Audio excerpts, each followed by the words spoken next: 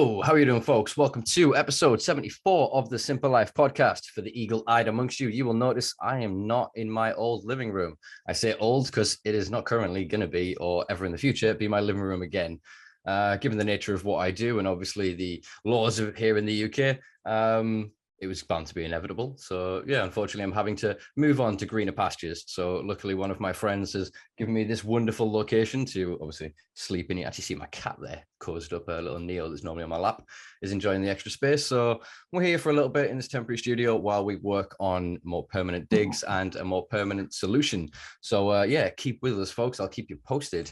It is obviously now start of spring as well. I'm sure quite a lot of you are welcoming the mini little heat wave we've had here in the UK. I don't necessarily want to say the word, but we have had quite a bit of sunshine, and it is astrologically due to continue for the next several days. So do get outside and explore this little country of ours. Rightio, poor segue, because I can't think of one. So we're just going to jump straight on over to this week's guest. Somebody that I've followed the work of for quite a long time. We have spoke back and forth to sort of organize and get this in the diary. And luckily for you fine folks, it is wedged right between two amazing other guests. We've obviously just had the legend that was Tommy Chong, naturalized Canadian, born Canadian, now naturalized American. And next week's, I think it's going to be Jeff Smith, MP for Manchester. So, very interesting company you're keeping here, sir.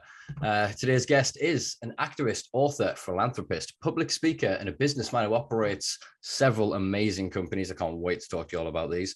They are the Medicinal Cannabis Dispensary, the Medicinal Mushroom Dispensary, Pothead Books, the Coca Leaf Cafe, and the Get Your Drugs Tested Center. He's the former editor of Cannabis Culture magazine and the founder of both, I can't read my own handwriting here, the Marijuana Party of Canada and the BC Marijuana Party, and co-founder and founder of many other really influential organizations and campaigns in Canada, including Overgrow Canada, which you might recognize from his shirt.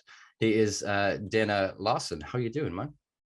Hey, that was wonderful, and I'm doing great. Thanks so much for having me today. Excellent. That was such a mouthful. I felt it there. I really got in the flow. So I'm quite pleased with that. So yeah, excellent. As I say, great that you've been able to make the time, well, I suppose this morning for you, this afternoon for us over here on the little island of England. And as I was sort of alluding to as we were coming in there, the difference, I guess, between laws is quite stark, actually, the more I've gone further into it over the past couple of years. So obviously Canada has been quite progressive for a long time. I would argue that your advocacy and your activism has probably been quite influential in that.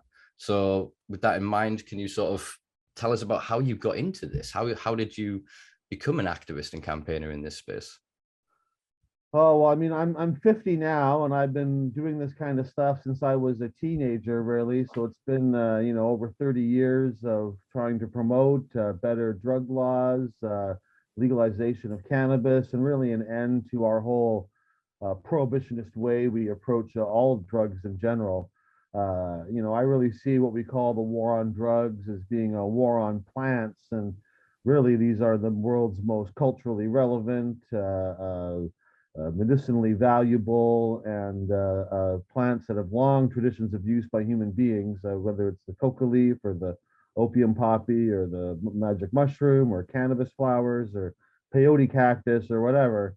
I think these are beneficial plant medicines that need to be reintegrated back into our society so we can maximize the benefits and minimize any risks involved. And so I've done a lot of different work. You were talking about some of the projects I've done. It's been a really multifaceted campaign over the years, and I think we've had some successes and helped to make some positive change here in Canada.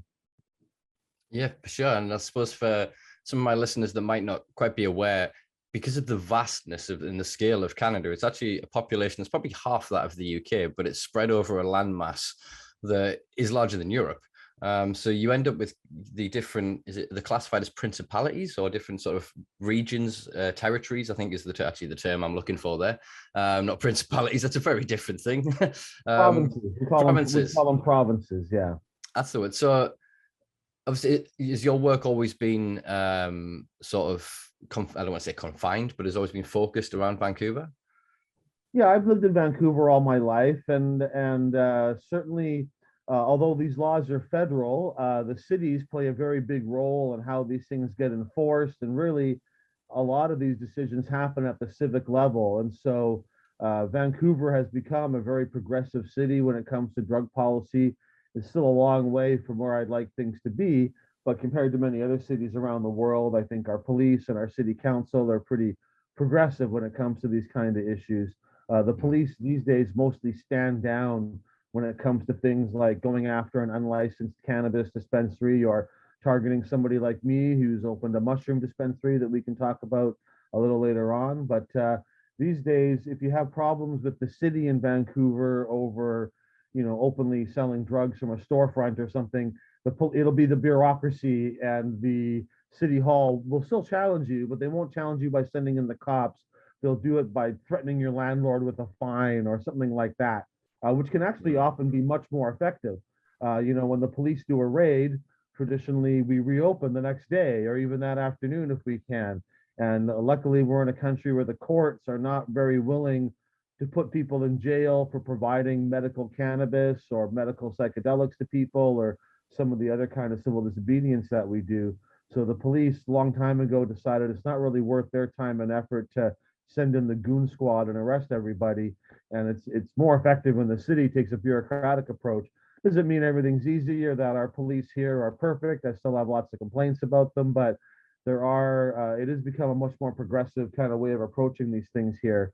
And that's largely the result of activism over the last few decades and trying to push this city and push our city council to adopt this. And really a lot of civil disobedience and openly, transparently breaking these laws has been very successful for us, and ultimately getting these laws changed, or some of these laws changed all across Canada.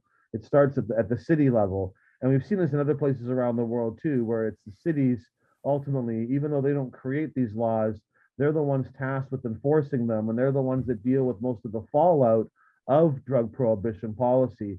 And so it's very appropriate that cities are the ones that begin to reject the war on drugs and try to implement alternate policies in a more progressive and accepting point of view. Yeah, I mean,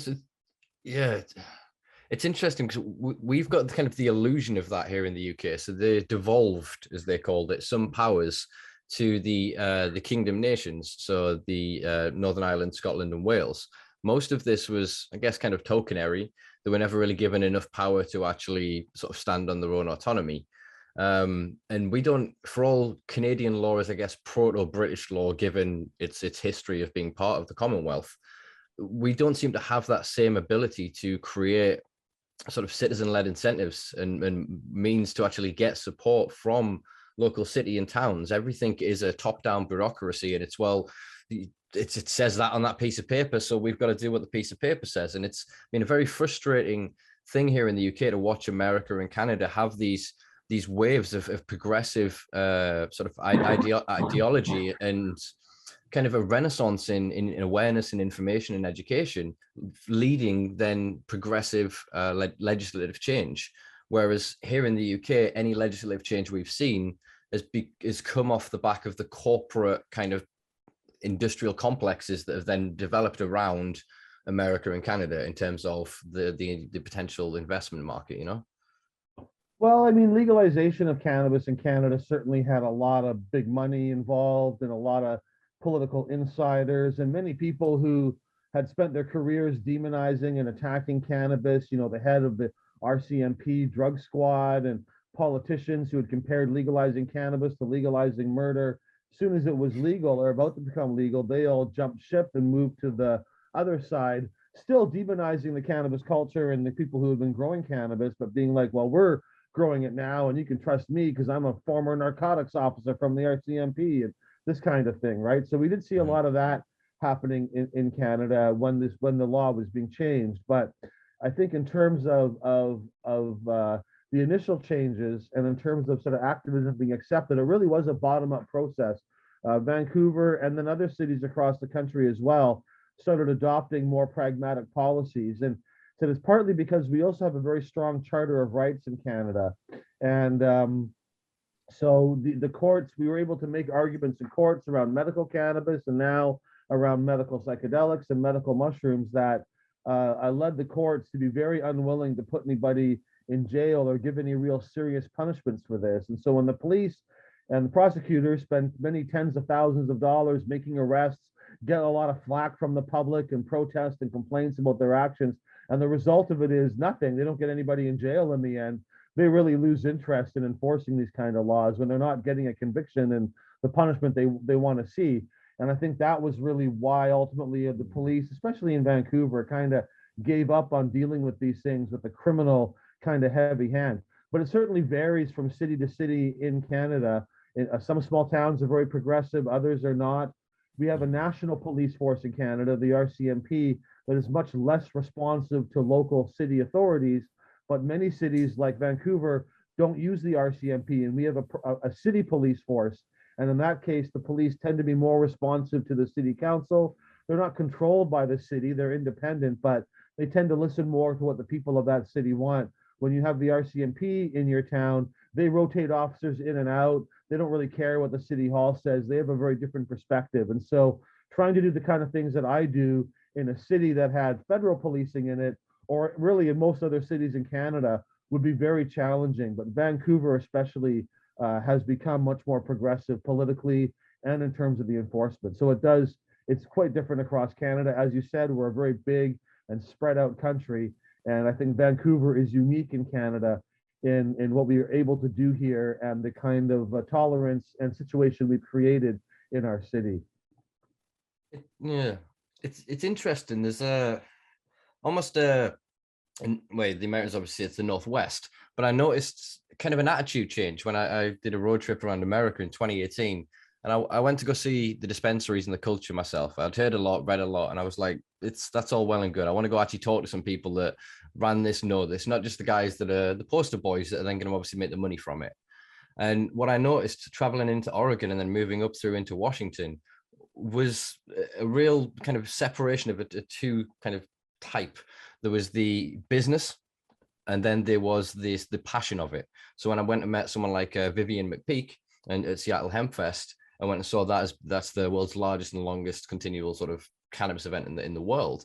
And I didn't unfortunately get a chance to go over to Vancouver. What I noticed was this culture of acceptance around drugs, and part of it was twinned with problematic drug use. And so obviously there has to become a progressive, in order to deal with societal, socioeconomically created, I guess, problematic drug use, has to be compassion. You can't go at that with the kosh. We've seen what the result of that for the past 50 years around the world.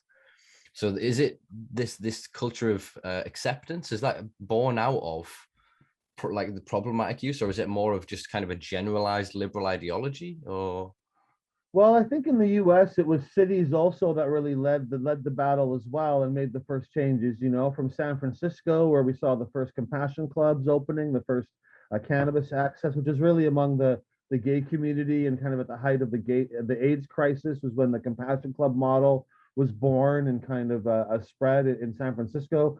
We saw, Denver, Colorado passing city bylaws to deprioritize cannabis, and now many cities are passing these kind of things to deprioritize psychedelics or certain forms of psychedelics.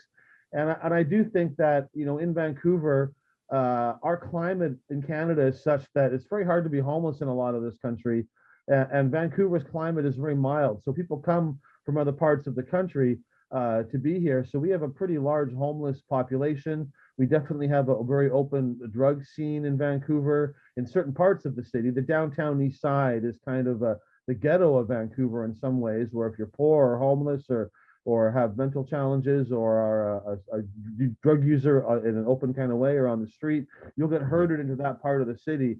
And it looks very different there than the rest of the city does.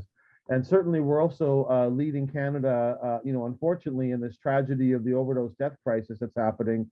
And it's really been going on for a very long time. Actually, when I really was getting started as an activist in the 1990s in Vancouver, there was about one death a day in British Columbia related to drug use. And this was considered a crisis, and it was a big deal. And they had the chief coroner was having hearings, and they were recommending the same things they're recommending now, which are decriminalization and safe drug supply and better drug policies. Well, now the death toll is much higher than that. I think it's around 6 or 7 a day now. And if we got back down to what it was in the 90s to one death a day, they'd be like, problem solved. We accomplished it. We're all good now. So it shows how your perceptions change as things get worse and worse. you realize, things maybe looking back and looking forward, you see how it's only going to continue to get worse in the future as well. And I think that's part of it. I also draw a parallel to the AIDS crisis in some ways that, unfortunately, it seems to take a lot of death and a lot of misery to actually make positive social change, and that it's requiring a lot of bodies to pile up. And when someone dies of a drug overdose or has that kind of real negative consequence, it turns people into activists. And I saw this with cannabis. Most cannabis activists that I saw that were really passionate were people that either they or someone they love was a medical cannabis user and really needed this plant medicine to live, or they or someone they love had been arrested and charged and incarcerated and had a real bad time because of cannabis prohibition, and they wanted to change that. And I think that kind of, people can believe in something, but to become an activist and really devote your time and energy and life to it, it's got to be something personal that really touches you in a deep way, right? And losing a loved one, there's a group here called Moms Stop the Harm, and it's moms whose children have died from the drug poisoning crisis. And these moms weren't planning on being drug policy activists, but it becomes thrust upon them when they lose their child. And so I think that this crisis and these deaths are creating a lot of very passionate, angry people who don't have a lot to lose and who don't want to see this happening to other people. They don't want other families to lose family members like they have. And so that, I think, although it's tragic that it has to be created in that way, I think it becomes very powerful. And there's definitely a large contingent of people, especially in Vancouver, but really across Canada, who have lost people that they love, and that has turned them into angry, passionate advocates for drug policy reform. And I think that is going to be very influential. But it's really sickening that it requires a large pile of corpses before we actually get the change that we need. Yeah, completely agree. We've seen sort of similar movements here in the UK. I'm trying to think anyone's child, and there's a few of the campaigns of similar, and they're often the ones that seem to have the most impact are then campaigners from middle class or more affluent backgrounds. Somehow, unfortunately, it's seen as more of a loss. And as you were saying before about the culmination of people, or the corralling of people into sort of certain areas, or dare I say the word ghettos within major cities, and then kind of this out of sight, out of mind attitude often then creates, as you said, this acceptance of, well, it's them bodies, them numbers are fine. But then when it starts to ink in and affect, air quotes, acceptable society, that's when things need to sort of be challenged. And that's what we've seen sort of here in the UK is for a long time, they were allowing, Glasgow was joked about and Scotland was joked about as, oh, that's just, there's junkies in the street and you're just going to step over them. And there's this detachment from it, this dehumanization. But then when it's somebody affluent or a politician or somebody famous, their child or their relative, all of a sudden society's perception is entirely different. And not only that, they massage the narrative within the public arena as in this dependency, this disease, or this illness. Do you know what I mean? And do you have the same sort of issue in Canada? I don't like that model either. Definitely people can have bad relations with the substance and can have a dependency or an addiction and all of that. But a lot of people that are dying of drug poisonings don't fall into that category. They're not homeless people. They're not necessarily drug dependent. They just like to use a certain substance from time to time. But of course, the idea that if someone is dependent or homeless, that their life is disposable and they don't matter anymore, or they're less important, I mean, that's a terrible point of view. But the reality is that things need to touch people directly for them to really care.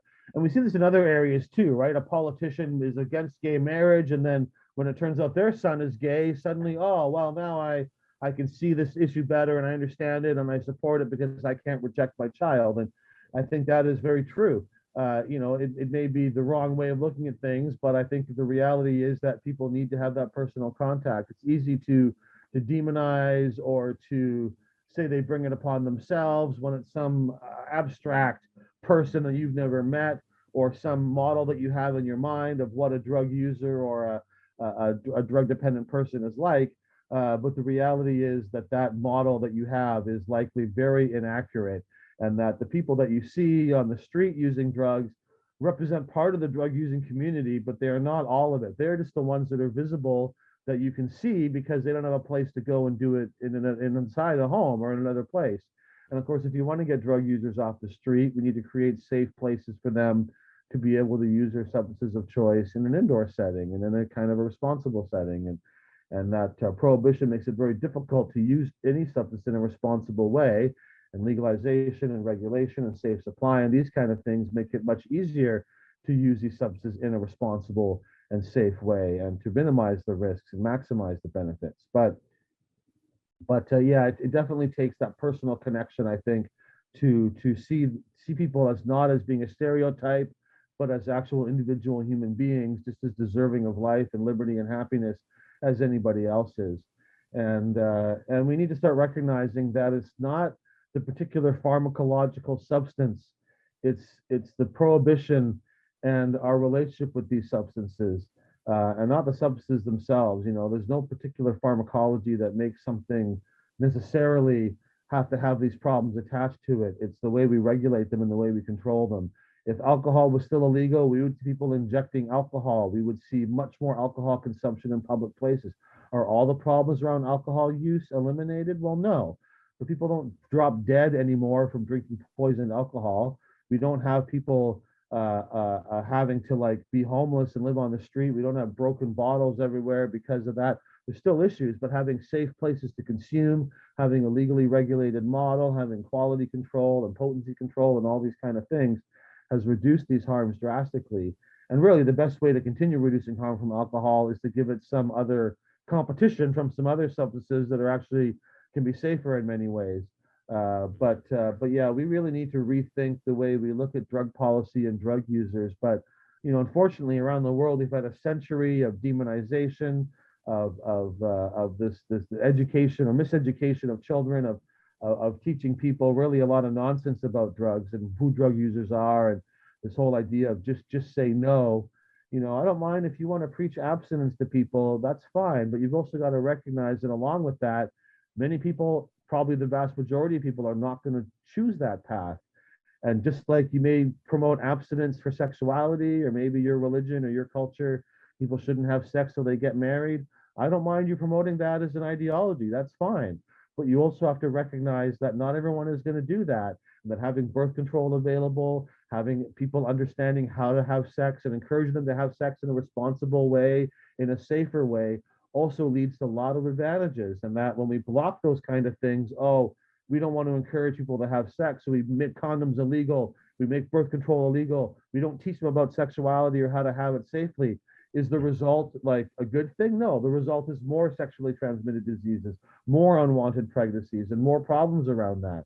Sex can be quite dangerous, and sex can kill you if you get a disease or have it in the wrong way or something. But the way to deal with that is with the legal system and regulation, and with teaching people how to do things safely and responsibly. And I feel there's a very strong parallel there when it comes to drug use.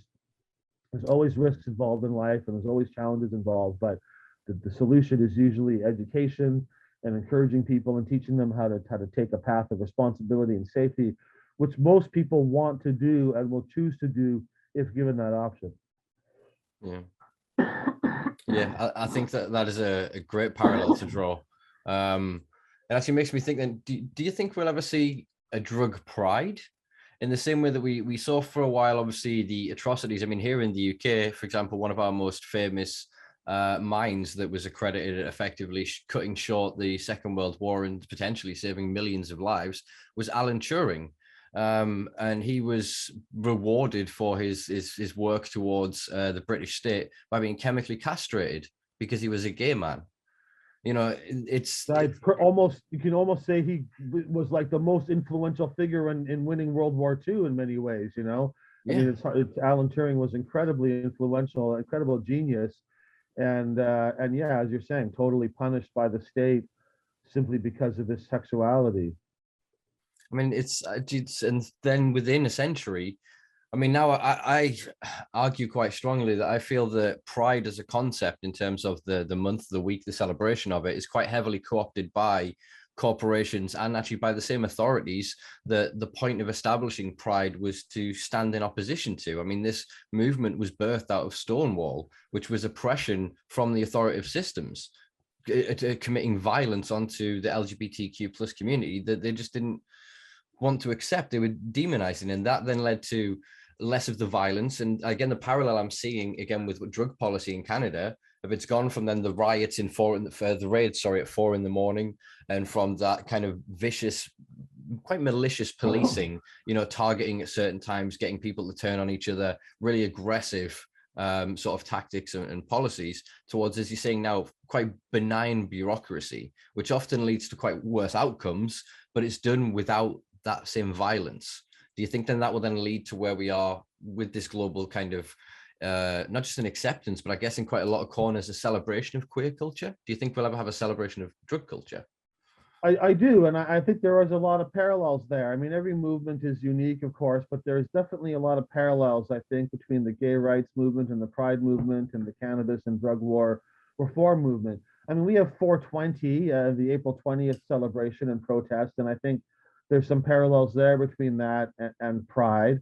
And we often like we're here, we're queer, get used to it was often the gay Pride slogan. We're here, we're high, get used to it. We've kind of co-opted that sometimes for our cannabis rallies. And I think the cannabis movement, there is that pride aspect, and that we are going to be public, and we're not going to be ashamed, and we're going to celebrate the cannabis culture, and we're going to use cannabis openly and freely.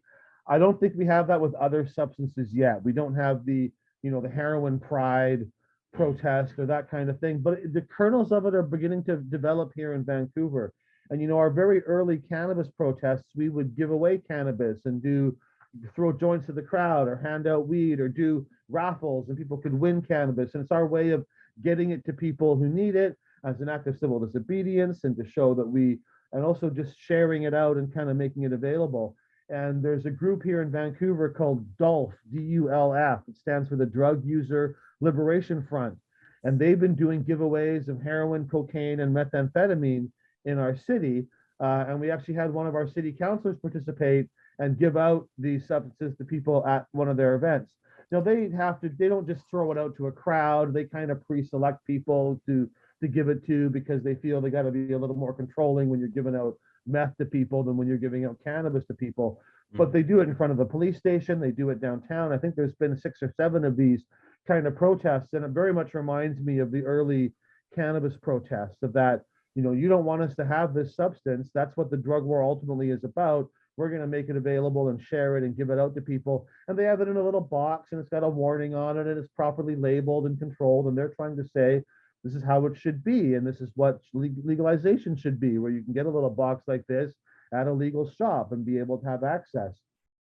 So we're seeing that beginning. But of course, whether it's cannabis or whether it's gayness or whether it's other drugs, there's incredible stigma around these things, and you face some very serious repercussions for coming out of the closet and identifying yourself as a member of these communities. And many people participating in pride parades who didn't want to participate in pride parades, they may believe in it, but they don't want to lose their job or their family or their status or whatever. And we get the same with cannabis and the same with other substances. And the stigma around, in our society, the stigma around being a heroin user or a cocaine user is the greatest, much more than cannabis and much more than LGBTQ-ness is in our society now. Drug users are very heavily stigmatized, and in a way that is unique. There's certainly stigma and prejudice, racial prejudice and sexual prejudice and that happening. But in Western societies, these prejudices are not endorsed by our governments. Our governments, for the most part, with some exceptions here or there, but for the most part, our governments promote tolerance, promote equality. You don't get a lot of politicians openly anyway saying they want to discriminate against gay people, or they want to discriminate against colored people, or they want to discriminate against certain groups. But when it comes to drug users, there's still a very active campaign of stigmatization, arrest, persecution that is endorsed by governments in a way that is simply doesn't happen in most other areas anymore. And I think obviously that's something that needs to change. But I see parallels across all these different movements. I think there's definitely differences as well, but there are strong parallels between the stigmatization of what is ultimately a personal choice, of characterizing people in a certain way. There was often a lot of stereotypes around what a gay person looks like or acts like, or what their personality is going to be like. And the reality is, of course, you can't make those kind of judgments. You can't tell. And it goes the same with drug users as well. We have stigma about and a stereotype of what a drug user is, what a pot smoker is, or what a heroin user is, or what a methamphetamine user is. And then as people feel more free to identify themselves as that, you start to realize, oh, there's actually all kinds of people that are not what I expected, that don't conform to these stereotypes, that are using these substances. And so I think it's important to come out of that closet, to be open, to identify yourself that way, but the risks are immense. And even with cannabis, I mean, post legalization in Canada, not one politician, federal, provincial, or municipal, has come out and said, hey, I like smoking pot. Like, it just hasn't happened. They all pose with alcohol. Every politician, even those who don't drink, they want to be the guy or girl that you would want to drink a beer with. And they will pose with alcohol. Often they will say, support our local wine industry. I'm here posing with some wine in a winery in British Columbia. We have a lot of wine production across Canada, and politicians all love to support it. I haven't seen one politician in Canada posing with the cannabis plant or posing with their bong and being like, support our local cannabis industry. And I don't think we elect politicians who drink every day and who say, yeah, I like to have a drink with dinner, whatever, that's fine. We don't care. It's hard to imagine that we would elect a politician who says, yeah, I like to have a bong hit before dinner every night.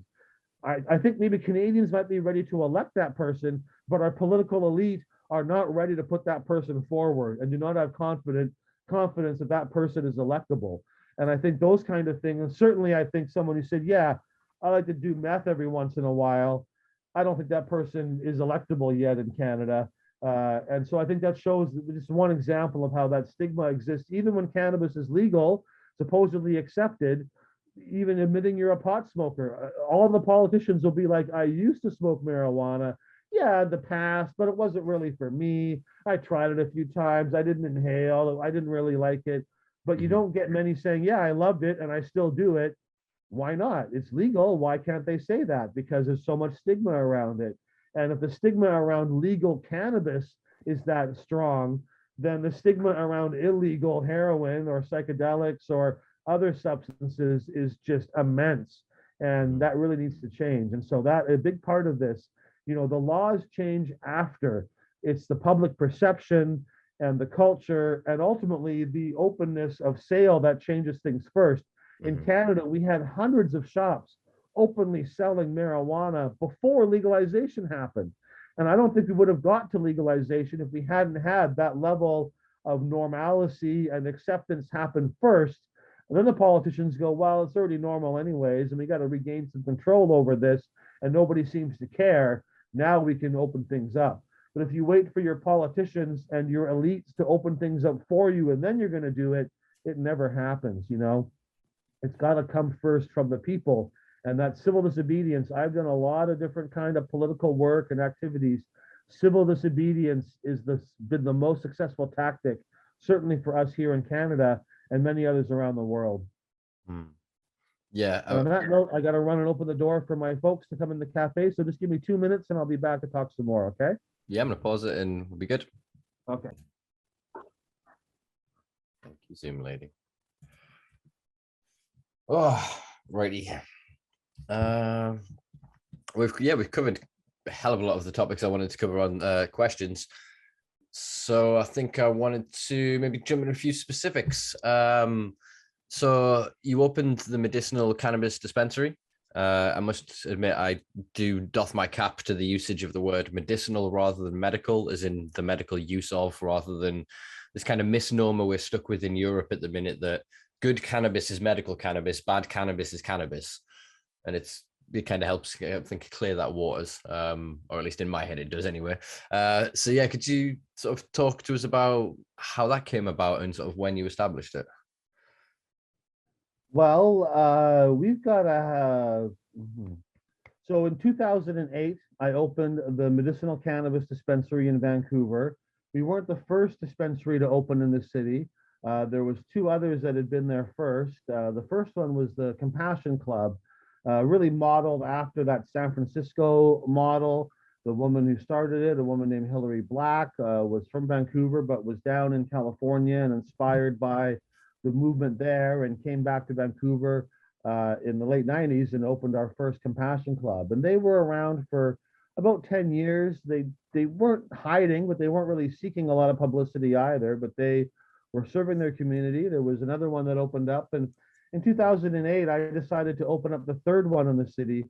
What we did differently is we were very open about it and really encouraged others to follow our model. And so I really sought out media attention, and I encouraged others who would come by. We would spend hours showing them our whole operation, how we did things, who our suppliers were, and give people a lot of guidance and support in opening their own cannabis dispensaries. And so after we opened, there was a lot that really saw this opportunity and started to open across Vancouver and then really around the country. And it wasn't just because of us, but like the first 5 or 6 dispensaries that opened after ours did, all were people that had consulted with me and my manager and gotten guidance from us about how to get their own place going. And of course, that was creating a lot of competition for myself, but I don't see it like that. I just wanted to see a lot of dispensaries and see a real broad-based movement grow. And at our peak, there was over 100 unlicensed, openly selling cannabis shops in Vancouver. And when you're the first pioneers kind of breaking ground, you are very strictly medical and try to be, you're making up your own rules, right? There's no external body telling you what you have to do. So you start off slow and you create very strict medical regulations on how to become a member. But as there's more and more places opening and more models being available, you start to loosen up your definition of what medicinal is. And I think cannabis is definitely a medicinal substance, but it's also, it shouldn't be a prescription, right? It should be a non-prescription medical substance. And so at some point, after quite a while, our dispensary shifted our model a bit, and we no longer required people to have a doctor's note necessarily. They just needed to certify that they were a medical user. And cannabis is safer than aspirin. We sell aspirin without a prescription. So I don't feel that it's the doctor's note that makes something medicinal. It's more your relationship with it and why you're using it and the kind of information you have about that use when you go and access it. And so, but we saw an explosion of dispensaries across Canada happening from like the early 2010s until about 2015 or 2016. There was a lot of these places opening up. And in Vancouver, the police would not come and raid them, but occasionally they'd get targeted by the city and they'd go after a landlord or do something. But for the most part, they were left alone to operate. Some other cities were more aggressive in trying to shut them down. Toronto, the police were very aggressive. Still not so much arresting people, but like they'd come in and raid it, place would reopen. So then they'd get a giant cement block and block off their doorway so they couldn't get in. So then they'd just sell out of the window and have a window spot. They'd seal off the window and then they'd set up a table outside and sell from the table outside. And these kind of games and things would go on for months and months and months. So they're still going on to a certain extent in some parts of Canada, even post legalization. But like I was saying before, I really think that having that kind of widespread access and mass civil disobedience, really the cannabis movement was the largest mass civil disobedience movement in Canadian history. I can't think of another example where you've got hundreds of shops employing thousands, if not tens of thousands of people across the country, openly engaged in selling and making cannabis available in defiance of the law. And so that I think was remarkable, and I think key to getting the laws changed. I've done a lot of political work and worked with politicians and trying to pass motions at conferences and that kind of stuff. And that can have some impact, but really it's been the civil disobedience and the just creating the reality you want to see just by making it happen that I think has been key to our success in Canada and will be key to further success when it comes to, I mean, we're applying this tactic to psychedelics now, and I'm confident within a year, maybe 2 years at the most, we're going to see the first heroin buyers club or heroin compassion club opening in Vancouver under a very similar model. I hope to be a part of that, but whether I am or not, we're going to see that happening. And I think it's a very successful technique that needs to be expanded and applied to many more substances. literally, you mentioned before, you folks will probably see it because it's quite rough in the edit. Dana had to go deal with opening one of the businesses that he's currently giving this this podcast recording from. So I've just checked out Dulf, and literally the top reference on there is a Heroin Compassion Club model, and I had a quick sort of gaze at it, and yeah, using the same ethos, the same ideology of harm reduction coupled with acceptance and understanding. I mean, I think there's obviously with certain substances like heroin, like methamphetamine, the prolonged problematic consumption, obviously I personally feel needs to be paired with some sort of treatment. I mean, obviously a famed individual that's worked in your city for quite a long time that is a hopeful future guest of mine would be Dr. Gabor Mate. And he's done obviously a lot of work with intravenous drug users in Vancouver and paired that around sort of treatments. But what he found in the body of his work is ultimately without access, the treatments go nowhere. But then nobody's really looked at, well, what happens with access without treatment? So are these models sort of twinned with that? Is it a community-based treatment or I don't buy all that personally. I mean, I think if people want to have help with their drug use, they should have it available to them. And certainly people can have problematic use in that. But the thing is, when we talk about like heroin, I'd rather expand that to be opiates in general, because it's not just heroin or fentanyl. You know, we started this 100 years ago banning opium tea and smoking opium. And over the last century, we've gone from opium to morphine to heroin to fentanyl to carfentanil and who knows what else. And that would not have happened if these things had been legal.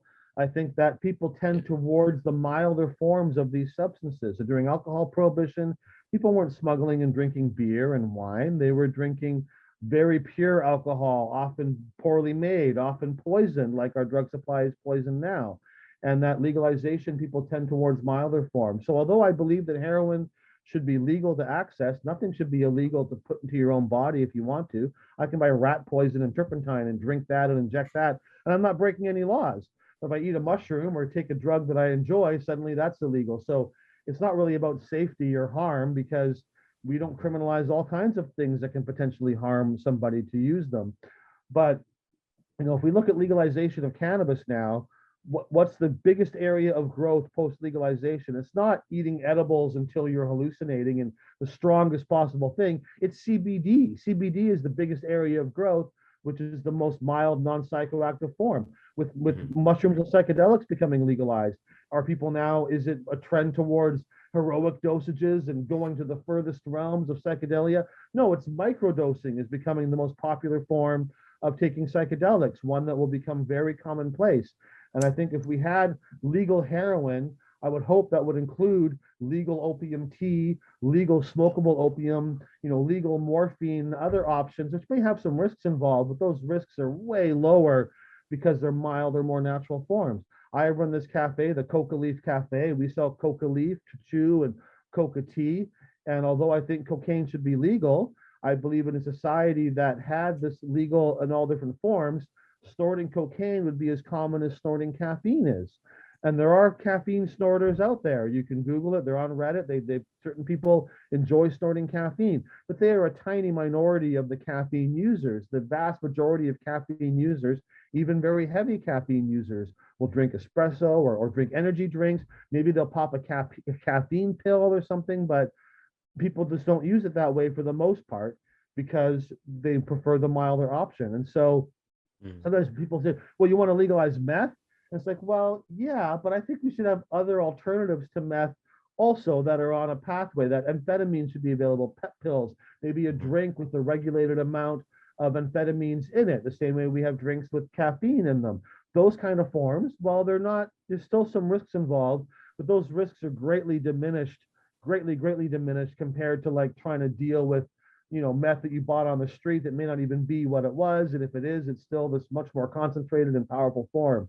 And so I think that legalization pushes people and encourages people towards these milder, safer forms.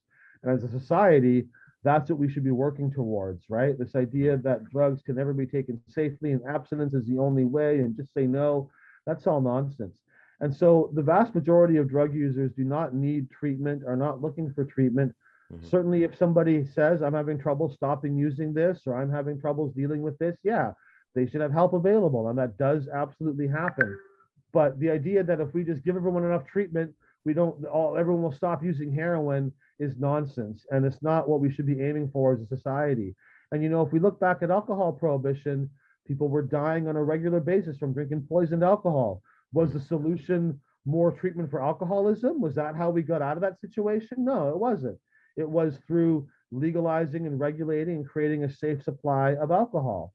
And certainly alcoholism can be a problem, and people should be able to get help if they need it. But most of those who were dying from poisoned alcohol were not alcohol addicts or alcoholics. They were just regular people who like having a drink and who got a bad source and ended up having some serious problems. And so I don't like this medicalization. And it's the same thing that happened in some ways with homosexuality. It went from being considered a crime to being considered kind of a moral deviancy, to be considered like a health problem. And then eventually it was recognized as like just part of the natural variation of human beings. Some people are like this, some people are like that. And that's just natural and normal in the way it is. And we should see that. Some people like to drink alcohol, some people like to smoke pot, some people prefer to use heroin. That's just part of the natural, normal variety of human beings. And we shouldn't criminalize and punish and deem that, well, my drug is okay because I like to use it, but your drug is bad because I don't like to use it, and so you shouldn't like to use it either. And I think that, I don't like drinking. I drink alcohol from time to time, but I'm a very mild drinker. But I love smoking a lot of weed, and that's just my person. Someone else might prefer alcohol and doesn't want to smoke weed. Someone else might prefer a stimulant or a pain reliever, or they prefer to microdose or whatever. This is all normal and natural and part of the variety of human experience, and we need to recognize it as that and not as a pathology. And this idea that everyone who uses a certain substance has a mental illness and needs to be cured of that mental illness and needs treatment. Treatment is not going to get us out of the overdose death crisis. A safe legal drug supply is what's going to get us out of the overdose death crisis. And that is the only solution there is. Yeah, I completely agree, and also realized about 30 seconds into that answer that I'd maybe asked the question in the wrong way. Because I completely agree. The pathologizing then of drug consumption, of then drug exceptionalism, of going, okay, we've arbitrarily drawn the line, these ones are okay, and that's an expression of self. That is your innate curiosity towards your spirit, your the realms beyond, as it were, that you can experience with your high-end entheogenic psychedelic compounds. But what I was sort of alluding to is that if we then create a wider access, but we don't then also create some form of support. So we're seeing around alcohol at the minute. So globally, the World Health Organization recognizes that 5% of all deaths are directly attributable to alcohol consumption. Yeah, in the UK, we have a thing called Drink Aware. So they can still advertise alcohol, make it look sexy and glamorous, and women and cars and, beautiful sunsets and whatever else. And then a tiny little thing in the bottom going Drink Aware. And in the UK, it's around 10% of our deaths annually are caused by alcohol consumption. And we obviously, as a culture, I think we're a hell of a lot more of a binge culture than Canada and North America in general. In fact, I'll put it out there, the most of the rest of the world, frankly. And part of that, I think, is this collective kind of detachment, disenfranchisement from society. And I worry that for all I am of the same opinion and stance, that the more access we create, for all we can then regulate. So we will reduce poisonings, we will reduce malicious dealing and entrapment dealing, where people then get people dependent to cuckoo them and then use them to nest out of, etc. And those kind of malicious models of supply. But then I worry that if we don't couple that in some way with an entirely optional, obviously, would have to be and would need to be from the get-go, a way of then going, is this purely escapism, which is obviously fine to a certain degree, but once it starts to incur individual and social harm, I feel that there has to be some money ring-fenced from the adult sale of any substance in a market that's created towards the space for people that will then need that. Because I have had honeymoon periods on most substances most of my life. And frankly, the only reason I didn't end up with a serious problem with opioids at one point was because I'm needle phobic. So I took a hell of a lot of pills, but then I would start to have consequences that would then mean I couldn't really take the pills. So then I would have to have forced detox periods. The same thing happened with amphetamine with me when I took that at a prolonged period. Whereas then there would be an option to sort of level up, because I was doing it to deal with my own history of personal sexual mental abuse and trauma, you know? Yeah, I can understand what you're saying, and I agree with that. I mean, I think that a completely unregulated drug market with no rules at all would be better than what we have now of prohibition, because we sort of have that in a way now. We have an unregulated drug market with no rules at all. That's what prohibition kind of is in a way, I really, suppose right? it's regulated by But violence, but isn't it? but yeah, it's regulated by violence and that. But I do agree that the sweet spot is in between those two extremes, and that I don't necessarily think we need to be advertising and promoting these things in certain ways. I don't think anything should be criminalized, but I think that encouraging easier access to milder forms and restricting the stronger, more dangerous forms in a way, not criminalizing, making them harder to access or making them, I think those are appropriate kind of controls. I think warning labels, I think having help for people that need it, I think encouraging responsible use, these are all good things that we should have, and all far cheaper to implement and easier than policing and prisons and that kind of level of control. But I'm not saying all these things are totally harmless. Certainly people can have dependencies, can get addictive behaviors. You can get addicted to coffee too, by the way. I had a real hard time quitting coffee, and I'm currently still addicted to coffee. absolutely, yeah, and that could be a challenge, and that can have health consequences. It can be a problem, but those would all be worse if coffee was banned. If we banned coffee, a lot of coffee drinkers would quit, and a lot of coffee drinkers would end up snorting caffeine and taking caffeine pills, and we would see the whole thing happen in that regard, right? Yeah. And so, I don't think you need to believe that everything is entirely harmless or all drug use is always beneficial to want it to not be criminalized. I think it's more that it's easier to offer treatment for those who help it. It's easier to titrate your dose. It's easier to be a responsible user when there's milder forms available, when you're not being criminalized, where you don't have to hide your use that way, where you're not demonized for that. But I don't think we should necessarily, that means we want to encourage a responsible use. Alcohol is legal and often encouraged, but we discourage drinking and driving. We discourage extreme drunkenness. We look down on people that are drinking too much or that are not being responsible on that. We want them to have help. But we also recognize that most people who drink alcohol, the problems they experience from it are fairly minor, and most people are able to titrate their dose and to find the part that gives them some benefits without the harms. You see a lot of people die from alcohol use, and that is true, but they're not dropping dead at a young age from drinking a poisoned bottle of something. They're more having long-term health problems, and it's coming at them at an age in life where they get cancer or they're getting liver problems or things. And those are serious issues, not trying to diminish that, but there's a difference between something that kills you instantly when you consume it, which is what happened during alcohol prohibition and what is happening now with drugs, and something that has a long-term cumulative harmful effect over your lifespan and maybe takes a decade or off your life at the end of your life. That's still a problem, but it's a different kind of problem. And I also believe that having access to a broader range of substances lets people make safer, better choices. We don't give alcohol a lot of competition, and there's research showing that where cannabis is more widely available, some people choose to smoke cannabis instead of drinking alcohol, and alcohol rates will drop a bit when cannabis becomes more available. And I think we could see that with other things too. If microdosing and psychedelics are more available, that also might cause a decrease in alcohol use. And frankly, I think there's a lot of evidence that legal regulated opiates are safer for the individual and society than legal regulated alcohol is.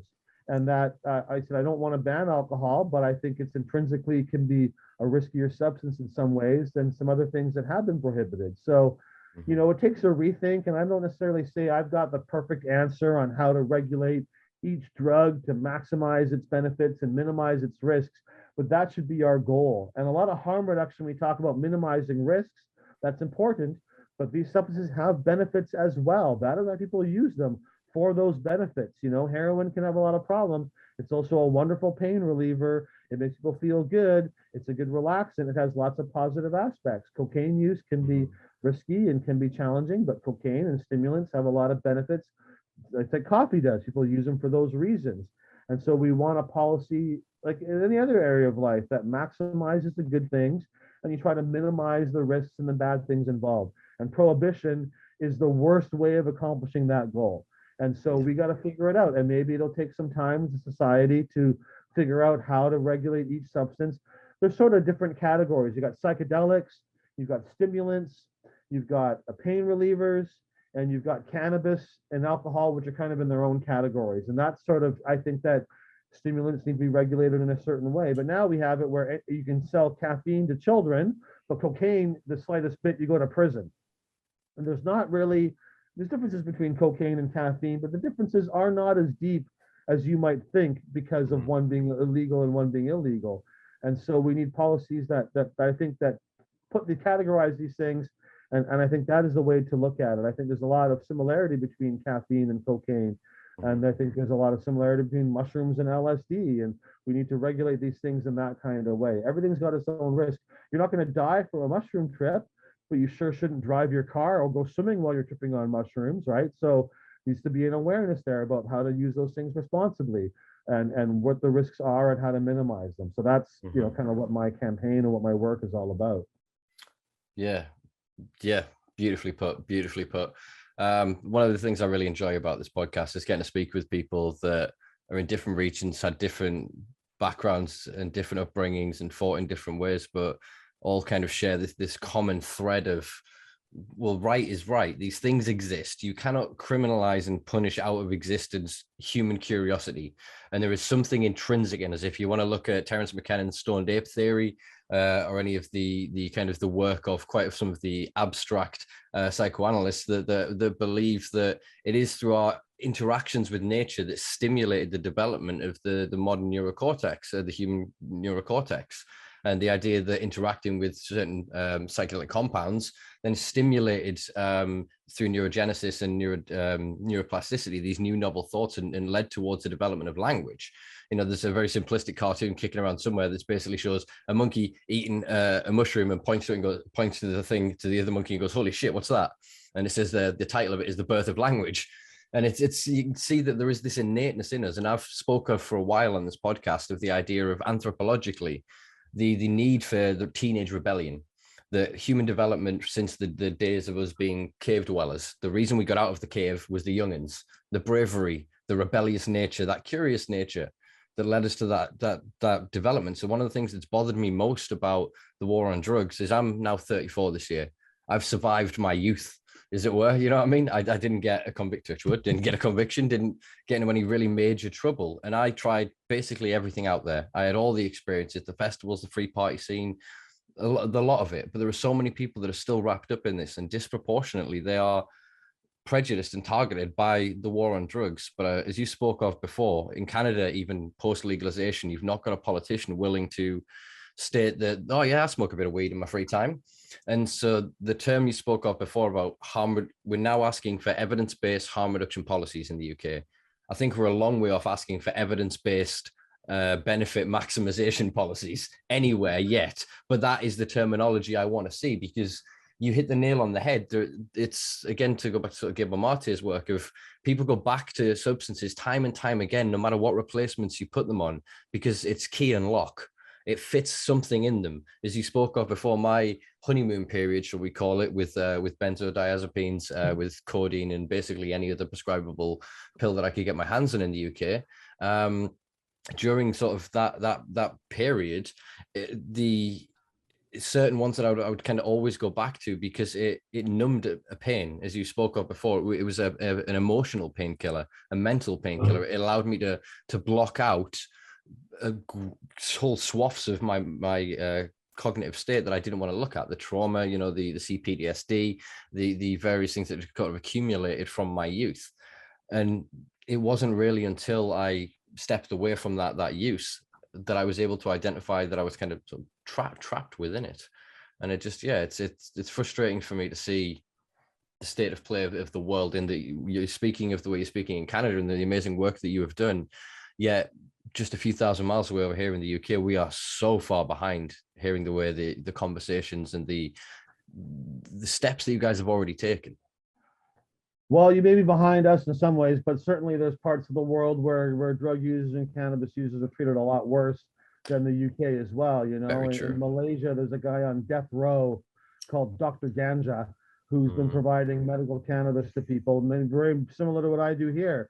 And he's on death row right now in Malaysia, and probably not going to get executed, but certainly it's possible.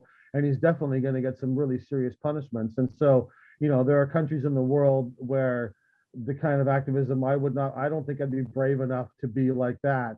If there was a death penalty in Canada for promoting cannabis and selling cannabis, my brave activism might look a little different, right? So, wherever we are, things can be bad, but there's always people out there that have got it a lot worse than us.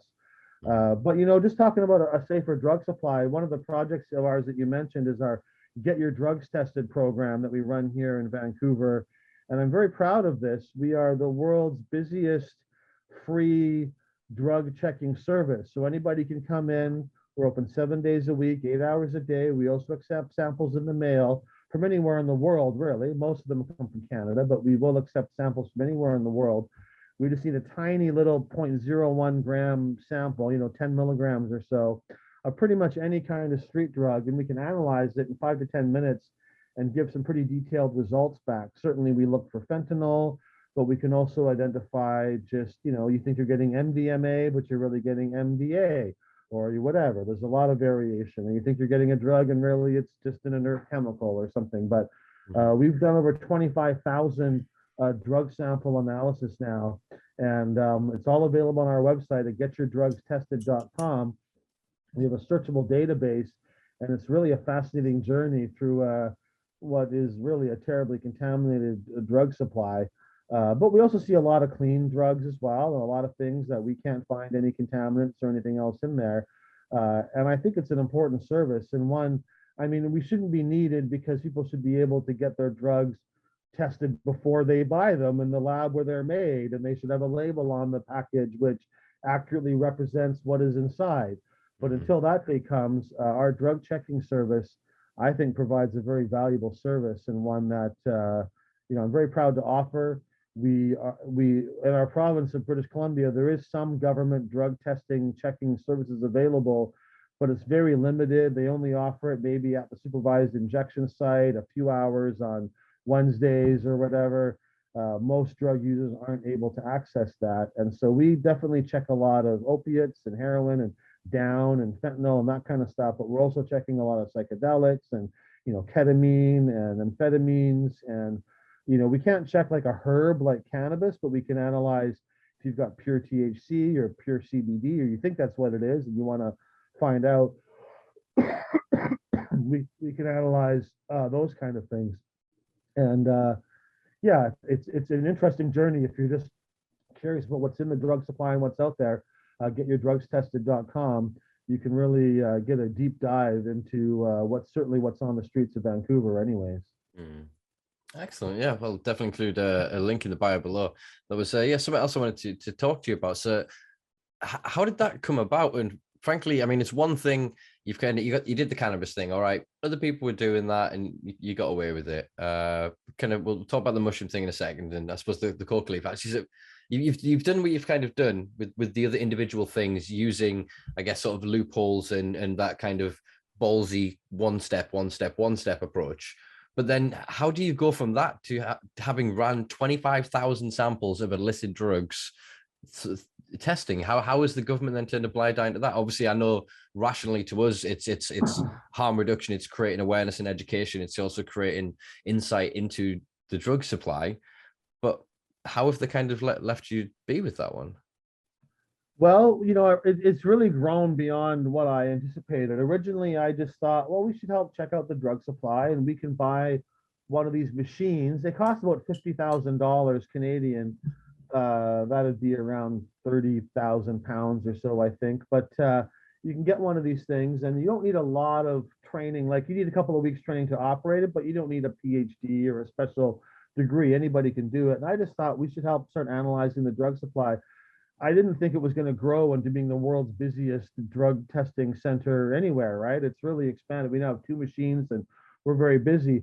When I started, we didn't get any permission from anybody. We just got the machine and started doing it. But, there is a health authority here in Vancouver, and they support what we're doing. And they've actually designated us as an overdose prevention site. Normally that would mean as a place where people would go and inject drugs or smoke drugs, and you're there to make sure that they overdose, that they get the help they need.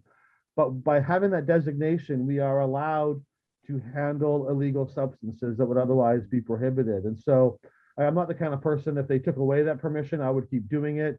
I didn't need that permission to do it, but if they're going to give me permission, great, I'll take it. I'd rather be within the system if I can be. And I think that many of the health authority folks are glad that we're offering this, because we're picking up the slack from what they're really not able to do. They're ensconced in a bureaucracy and multiple levels of funding and political decisions that have to be made. I can just do the right thing and don't have to worry about that. So, and we actually had a cannabis dispensary. I had 2 cannabis dispensaries. We still have one, which still operates outside of the legally licensed system, although our options are steadily narrowing as we move forward here. But our other dispensary, it's a long story, but there was a big legal battle with a dozen dispensaries in the city, and we lost and we had to shut down. There was a court order and an injunction, and we would have faced some pretty severe penalties if we hadn't closed down. But instead of losing the location, we reopened it as our Get Your Drugs Tested center. And we put our machines in there, and now we've become very busy doing that. And so how do we get away with it? I think that most people actually support what we're doing when it comes to that. And I don't think, even if we didn't have this legal permission, the police in Vancouver certainly, they're not going after cannabis dispensaries or mushroom sellers and that. They don't really go after small scale trafficking for the most part. I don't think they have a lot of motivation or desire to come in and shut me down when I'm really offering a beneficial community service. It's hard to argue that this is something that's bad for the community, right? So that's how we get away with it. I'm pretty well known in Vancouver. I wouldn't say I'm like super famous, but definitely people are aware of who I am. And I think even my critics, I think, would agree that I'm acting in an ideological way. I'm not just trying to get rich off this. I really believe in this, and I'm trying to make social change. And I think that, which is true, that gives me a certain amount of protection, I think, in what I do. But this program, it started off, I guess, as an act of civil disobedience, but we now do have support from our health authorities. We accept them by mail, and so my mailbox is also considered part of that overdose prevention site, which is kind of unique. And actually, although most samples come in person, we've received a few thousand samples in the mail, and my name is on that mailbox. You send samples to Dana Larsen, box, in Chinatown Post Office. I'm pretty sure I have the Guinness World's Record for receiving the most drugs from the most people in the mail under my own name. I don't think anybody else has had a couple of thousand people send them drugs in the mail with their name on the envelope. So I'm still waiting for the call from Guinness to get my certificate that I can put up as the world's record for getting the most drugs sent to me. But I'm quite proud of that, really, and of that service and what we're able to do with that. And it's something that, like, here in British Columbia, our provincial government talks a good talk about safe drug supply and the war on drugs and this and that, but they don't really do a lot. And this is something that they could do. For me, it's been a $500,000 investment running this service over the last 2.5 years. And that's a lot of money. We do okay, but that's a significant investment and was a real challenge. But for the health authorities, that's a drop in the bucket, and they could really take this to a new level. So if you really believe in a safe drug supply, one way to make it safer without actually providing the drugs yourself in a safe way is to offer this kind of drug analysis service. And I hope it spreads more across Canada and around the world. We've actually just bought a truck, like a food truck kind of vehicle, that we're getting wrapped and refitted that we can use for mobile testing. So we can go to music festivals, which are hopefully going to be happening again this year. And that's a place where people definitely need things tested. And also we can just get out to other communities. I want to drive around British Columbia, maybe do a tour across Canada, go to other cities and talk about this and expose them to it. And hopefully when we leave, they go, hey, why don't we have that here in our city already? Why don't we have access to this kind of a service? And it doesn't have to prevent very many overdoses to be a very cost-saving measure. It shouldn't really be about money. We're talking about human lives. But the reality is, aside from being a tragedy, every overdose death, even if people don't die, overdose deaths are very expensive. You send paramedics, you send health people. It's a huge thing. People often have permanent problems after having an overdose. And if we can prevent those through testing substances, to me, it's a no-brainer. And so, we really work at it. It's been a real challenge to get this in place, but the authorities have not come after us, and that's an area where I do not expect any kind of policing or legal challenges or anything, and I would be shocked. But when they do come after you, sometimes that can be beneficial. You can get a lot of media attention if you can survive a raid or survive a challenge. It can often lead to good things in a way. Sometimes when authorities overreach, it can create a positive response. And an example of that is when I was first getting this mushroom dispensary concept going. I started it as a mail order service and a website, and I put out a press release that I've got this website. I'm going to start selling mushrooms medicinally under my own name, Dana Larsen. I'm doing this publicly. Not the first guy to start selling mushrooms on the internet in Canada. I'm the first one to do it with my name attached in a public kind of a way. I said I'm going to open a storefront in Vancouver at some point fairly soon. And when I announced that, one of our city councilors here in Vancouver, a woman named Melissa DeGenova, who is kind of my nemesis on city council. We argue a lot about 420, and she's married to a police officer. And I think of her as a very right-wing kind of person, but we debate back and forth. But she put a motion forward at city council, which was basically a stop Dana from opening a mushroom dispensary motion. But it was very effective in not the way she expected, because it was so over the top. She was bringing up things like, whereas magic mushrooms can be injected, whereas Mexican drug cartels and Middle Eastern drug gangs can be involved in the mushroom trade, and like stuff that's way over the top and not relevant. Maybe there are issues around selling mushrooms. Those are more around maybe someone's going to drive after taking mushrooms. Maybe a kid's going to get their hands on it. Things that we work to reduce the risk of. We sell things in childproof containers. Maybe people sign a form, they're going to be responsible. But she was so over the top that it rallied the whole Vancouver community against her. And people came out to City Hall to protest. All the psychedelic community rallied behind me and this idea of a dispensary. And her motion was shot down. It generated a lot of media attention. It got me a lot of new customers, and it galvanized our community. And so, and that can happen from a police raid as well. It's a lot of publicity, and a lot of benefits can come out of that. Certainly having the cops come in and take all your stuff and arrest people is not fun and presents financial challenges, but it also presents an opportunity as well to get your message out to a lot more people. It's a free advertising. If you can take advantage of that, you can find you're busier after a raid than you were before. People might want to support you. They believe in what you're doing. They saw you get raided. Now they want to come down and buy something from your shop to help you survive. And so, of course, if you're going to put me on death row, like in Malaysia, or you're going to lock me up for 20 years, well, maybe the cost benefit ratio is a bit more challenging there. But when I'm in a city like Vancouver, in a country like Canada with a strong charter of rights, a raid or a police action or enforcement often can be beneficial if you're able to spin it properly and able to survive that initial conflict. And so you can't be afraid of that kind of stuff. You got to try to use it to your advantage. Yeah, definitely. And I think you can see it.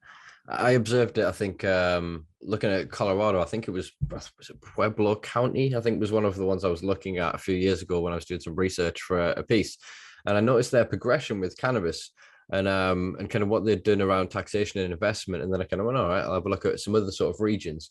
And I started to see this trend that basically anywhere that was pro-cannabis all of a sudden became very pro-decriminalization, pro-deprioritization, pro just any form of intervention that led towards an abstinence of enforcement of the law, not necessarily even a movement towards changing the law, but that general attitude. And I think quite quickly in most regions, the cops caught on pretty quick that you can't really do the same, movie style pose with the guns and the drugs and not get ridiculed. I mean, now in the UK, the police are still learning it in the different police forces, but they still put up, a couple of bags of edibles and whatever else and say, county lines, dealers disrupted, tens of thousands of pounds of products taken off the market. And yeah, so it's obviously the more, I suppose it's a pendulum really. On one side of it is the police actually believing that they can put this out there and that reinforces the need for them and the continuation of the war on drugs. And the other side of that is them knowing that I guess, yeah, the pendulum is public opinion, isn't it? And then the other side of it is they can't speak of it. They can't almost act upon it. It is the discretion, not because necessarily they agree with it, but because, as you said, their interaction with it at all will end negatively for them. Yeah, and we need to mock the police when they do those kind of things and show off all the drugs they seized. And we need to get reporters asking the police, this is going to actually increase violence. You know, even when the police raid, if they seize a bunch of heroin or a bunch of quote unquote hard drugs, the result of that is more gang violence, more instability, more overdose deaths. When they get drugs off the street, that doesn't help anything at all. That makes things worse because now you've got drug users that can't access their supply. You've got drug dealers that are motivated to sell impure product or to cut it more because they don't have access to the stuff they need. Prices will rise, which causes more petty crime as users try to afford these inflated prices. You get if you take out a drug kingpin or somebody who's high up is put in jail or removed from that, it creates an opening in a very profitable situation, which creates violence and conflict as people vie to control that trade and take it over. And so the police need to be challenged on that. And we've actually had, luckily, some reporters in Canada who sometimes are willing to like question the police and not just, you know, reporters so often just reprint police press releases without really going that extra step and questioning them on that. And I actually find success in calling out reporters on Twitter. A lot of reporters are on Twitter, and when they write a story, I don't insult them, but I go, hey, so and so, maybe you could have asked the police this question. Maybe you should have not just accepted what they had to say. And often they respond and they go, yeah, you know, that's right. Sometimes they block me and tell me to get lost or whatever, but a lot of times the next time you see them doing an interview, they will start asking those kind of questions. And I think that's important to try to get the media on board. You know, we're experts on this. Most reporters are covering a lot of stories. They only have time to go in and they don't have time to always become a real expert on it. So you've got to not confrontationally, you know, you're all fake news and liars and I hate you. No, you got to like go in there and like be like, hey, maybe here's some questions you could ask. Here's another approach. Did you think about asking them this question? And you can get a response from that. But the police need to be challenged on their propaganda at every turn. Because although there's many individual officers who recognize that prohibition is bad, that they don't really want to be doing this, as institutions, police are the number one advocates and propagandists for prohibition. You know, I'm not sure what they would call it there. We have the DARE program where police go into schools and teach, quote unquote, teach kids about drugs. If we're going to teach kids about drugs, there should be a nurse or a doctor or a health authority or an expert on those kind of things. And it's like as much sense as having police come in and teach kids about sex. So there could be sex crimes and rapes and, you know, sexual assault. We don't send in the cops to teach kids about safe sex and about condom use and about how to be responsible in your sexuality because it's not appropriate for that. But we think it's appropriate somehow for the police to be the educators on drug use, and they're full of propaganda and misinformation. And of course, they only see negative drug use in their job also. So they have that bias as well. If someone's happily using drugs in a responsible way in their own home, the police don't usually see that. So they also get biased because the use that they see and they encounter is going to be usually more problematic or more, you know, or there'll be a different situation involved than what I think is what the most users really represent. So they get a biased and skewed view, which they then are motivated to spread and share around. And so the police have got to be challenged on this. And it can be hard because the police have all the guns and the power and the authority and are very influential when it comes to government policies. But that is the place to go. And there was a group called Law Enforcement Against Prohibition. I think they've changed their name since then, but it was a group of mostly retired, but a few active police officers who say, like, I'm a cop. Some of them were like, I worked narcotics for 20 years and I realized it's all a big waste of time and everything we did was counterproductive and it was wrong. And a lot of them, you know, they wait till they're retired before they come out and say, hey, my whole career was actually counterproductive. When they come out while they're still a police officer, that is much braver, and we need to salute and support the ones that do that. But it's still good, you know, and people, we want them to come over to our side, you know, and we want them to join our cause. And I think that is important to try to bring them over and bring the media over too, to get them to be asking the right questions. And it can be a slog I've been misrepresented in the media many times. You get misquoted. They take the picture that makes you look the goofiest and silliest. If you keep at it over time, you can bend them, and the response I get from media now when I talk to them is very different than it was 20 years ago, where often they would be more ridiculing and more demeaning and try to make you look like a nutcase. And it's a challenge, but if you keep at it and don't let that get you down, you can convert them and you can win them over and get coverage that you need and get a positive and more accurate representation. But they like to turn to stereotypes, so you've really got to be persistent in promoting that with the media and with the police. But it is very effective if you can make that change. Yeah, very true. And I suppose, it's most reporters, journalists, people that work, I guess they want to work with a sense of integrity. Obviously, a certain co-option and conglomeratization that has occurred globally since the 80s has meant that most mass media is obviously concentrated into the hands and therefore the opinions of a few sort of individuals. But within that, you obviously get, I suppose, apathy. And in being able to kind of spark the curiosity of these individual journalists and remind them, I guess, of the reason why they got into journalism, which I guess for the most part is a want to seek truth, to be more curious of, instead of just playing a pageantry, their part within, this pageantry and this performance of it, not just go, oh, well, I'll ask the question so you can say the big number so we can report that as that looks impressive.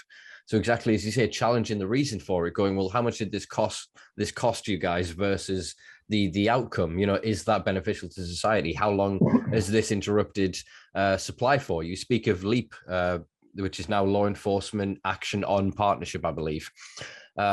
We've had a couple of times on this podcast, Neil Woods, who's the UK founder. And I've spent many times, many events over the years speaking with Neil, had him luckily quite a few of the ones I've organized as well. And he wonderfully speaks of a story that one time he spent, I think it was 9 months undercover with this really vicious gang. And they did all of this policing. There's like 60 officers involved, huge operation. And in the end, he ended up asking like his commanding officer, kind of, how long did we disrupt heroin supply in this county for? And they went, about 2.5, 3 hours. And they went, how many millions did we just piss up the wall with this? Like, how much did we? And it's those kind of moments, I think, that if we can incentivize not just the journalists, but the cops to ask, is this an effective use of my time? Am I actually protecting and serving? Who am I serving? What am I protecting?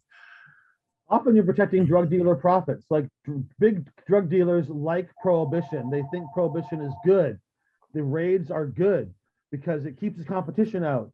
Even if you're raiding them, it's okay because it keeps the prices high, keeps the competition out, and gives them the monopoly and control over this. So prohibition is not the enemy of drug dealers and the enemy of cartels. Prohibition and enforcement is the ally of cartels. And that's one of the reasons why it's so hard to end this, because people benefit from prohibition. The drug dealers benefit from prohibition because it keeps profits high, keeps competition out, it makes their job very lucrative and gives them a monopoly. And police and authorities like prohibition. It gives them bigger budgets. It gives them more power and control. It gives them an enemy that they can never defeat, but that they can have endless war at, and gives them lots of jobs and lots of things to do. The ones that get screwed by the drug war are the regular people and the drug users. Those are the ones that are paying the taxes. Those are the ones that are suffering the overdoses. Those are the ones that see unsafe communities and violence and conflict and petty theft. But the two groups that are at battling each other, the police and the drug dealers, they're two sides of the same coin, and they're part of the same thing, and they need each other to exist. And so, the biggest benefit to police budgets is the war on drugs, and the biggest benefits to drug dealers and their profits and the existence of cartels is the war on drugs. They are not enemies. They are part of a cycle, a snake eating its own tail. And that makes it challenging to get rid of. Other social movements, sometimes when there's not so much money involved, it can be easier to make that change, I think. But when people's careers depend on the law being a certain way, and when they're being paid to think a certain way, it's much harder to get that change happening in your society. I think that is one of the biggest challenges of ending the war on drugs, is that it is just so profitable for both sides in the equation. Yeah, yeah, definitely. I think conservative estimates put the cost of policing the war on drugs annually at like 100 to 150 billion globally, and the profits in the region of 350 to 500 billion.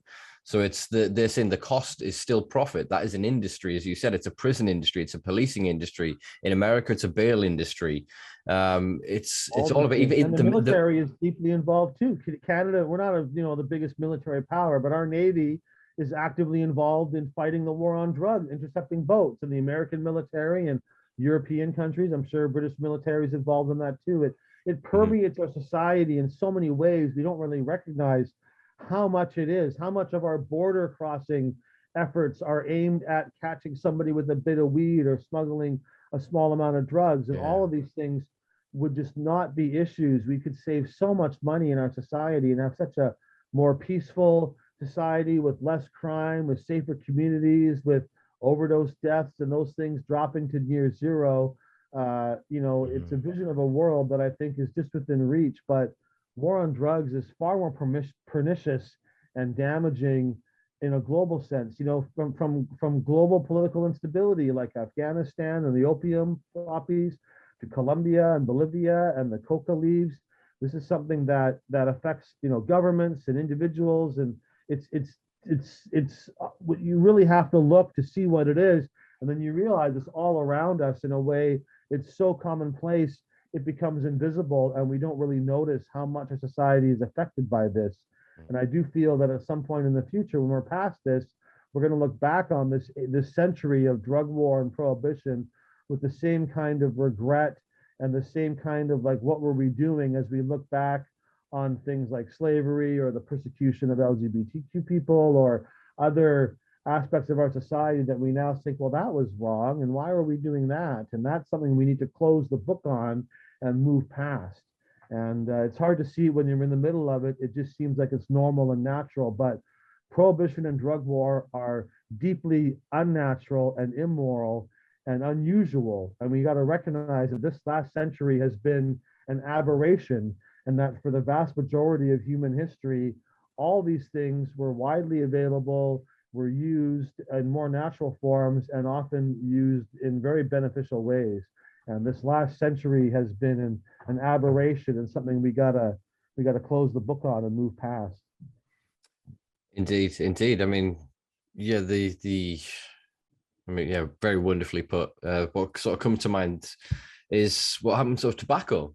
Of the European colonialists and invaders, or explorers, air quotes, explorers of the world, going around, and we went from the ceremonial use of tobacco with snuff and various other forms into the mass production of trillions of cigarettes annually that then caused the deaths of millions, the rise of cancer and everything else. And it's one of the things that I do worry, again, with the war's going to end anyway globally. I think the idea of prohibiting access to certain substances globally is, as you said, it's a dying idea. We're moving towards extinction of a concept, and I think that's why we're seeing such radical abnormalities and aberrations across the world in terms of backlash or acceptance, because people are just trying to figure out what the next century, as it were, is going to look like.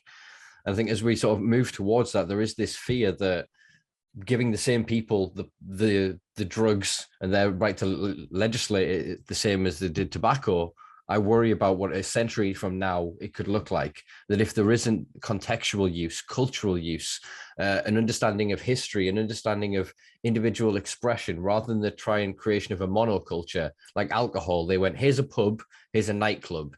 There's your two harm reduction centers, as it were, your consumption sites. And then you go, the rest of it you can consume at home.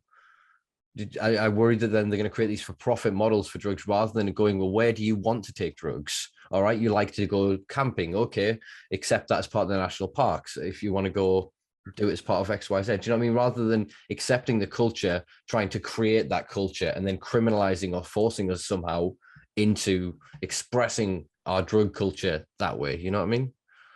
Well, I do. And certainly, the habit forming and dependency potential of substances can also make them very profitable, right? If you can get people smoking tobacco, that's going to be a lifelong habit for many people. That's really good business for a company. And we don't want people preying on people, although I don't think banning tobacco would have been the solution either. We would Yeah. have we'd still have tobacco use, but it would be more deadly and more harmful. And certainly, there's ways of minimizing or reducing the harm of tobacco. Vaping it, for instance, can be something that maybe is less harmful and less risky than smoking cigarettes. But many jurisdictions treat smoking and vaping the same. And so they don't allow the safer one to be more readily accessible, and they push that out of the way. So I think part of that is understanding that it's not the act. Tobacco itself is not necessarily something that needs to be banned, but that making a safer option more available and the riskier version a little less available, I think can be a good